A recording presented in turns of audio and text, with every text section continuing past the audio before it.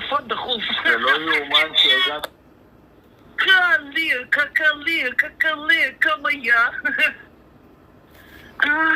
זה לא... what the fuck, זה לא יאומן שהגעת לגיל ויבאללה, סוג השתפסו דחלת.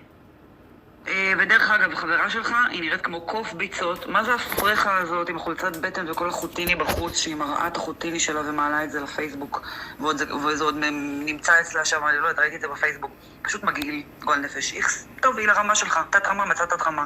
ביי יוש. קושי קטן, הלך לגן, איזה גן, במקרה שלך זה פסיכי קטן, הלך לגן, איזה גן, גן חיות.